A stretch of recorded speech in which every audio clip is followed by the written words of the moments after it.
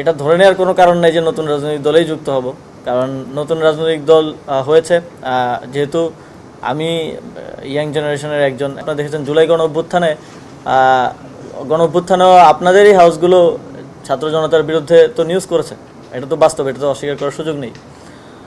তো আমাদের একটা স্পষ্ট নির্দেশনা ছিল কোনো হাউসকে কোনো প্রকার চাপ দেওয়া হবে না, সরকারের পক্ষ থেকে চাপ দেওয়া হয়ও না আপনারা যদি দেখেন। কিন্তু এখানে এখনও তো অনেকগুলো পাওয়ার হাউস রয়ে গেছে যেখান থেকে আসলে এই চেষ্টাগুলো করা হয়ে থাকে, যেটা অত্যন্ত দুঃখজনক। আমরা সেটা অবশ্যই দেখব, তথ্য মন্ত্রণালয়কে অনুরোধ জানাবো যাতে করে স্বাধীন সাংবাদিকতাটা, ফ্রিডম অফ প্রেস থাকে।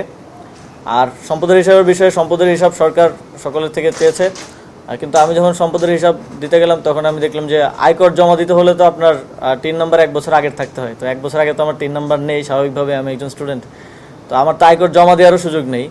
তো আমি আমার 3 নম্বর করেছি, আশা করি আগামী বছর আয়কর যখন জমা দিব তখন আমি সরকারকে অফিসিয়ালি যেই সম্পদের হিসাবটা সেটা দিতে পারবো। আর আনঅফিসিয়ালি আমার ব্যাংক অ্যাকাউন্ট থেকে শুরু করে যে হিসাব আছে সেটাও আপনারা, আমি চিন্তা করেছি যে এই দায়িত্ব থেকে যাওয়ার পরে হিসাবটা দিব, কিন্তু চাইলে এখনও দিতে পারি, নো ইস্যুস। ও হ্যাঁ, উত্তর সিটি কর্পোরেশনের গাবতলী হাটের যে বিষয়টা সেটা আমারও নজরে এসেছে। উত্তর সিটি কর্পোরেশন থেকে যেই জবাবটা দেওয়া হয়েছে সেটা হচ্ছে যারা করেছেন, আবেদন করেছিলেন, সেখানে 1, 2, 3 যারা হয়েছেন সেখানে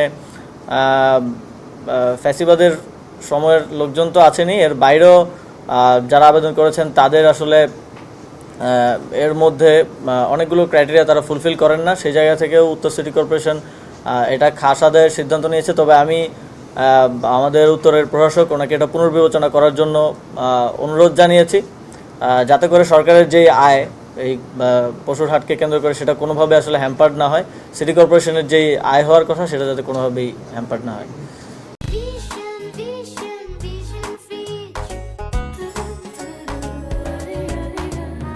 এমন তো অনেক কিছুই শোনা যায়, আমার তরফ থেকে কোনো সিদ্ধান্ত এখন পর্যন্ত হয়নি।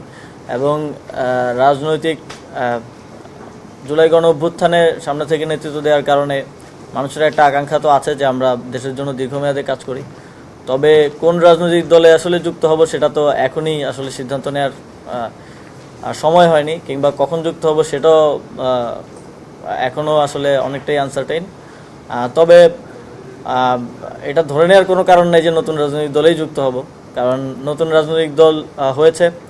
যেহেতু আমি ইয়াং জেনারেশনের একজন এবং আমাদের বয়সী যারা আছেন তারাই করেছে, তো সেখানে আগ্রহটা তো আছে। কিন্তু এখন পর্যন্ত যতটুকু দেখছি যে নিশ্চয়ই ওনারা কাজ করছেন, তবে যখন আমি রাজনীতি করার কথা চিন্তা করব তখন আমি আমার জন্য বেস্ট অপশনটাই চুজ করব, এবং সেটা যে কোনো রাজনৈতিক দল হতে পারে, নট নেসেসারি নতুন রাজনৈতিক দলই হতে হবে।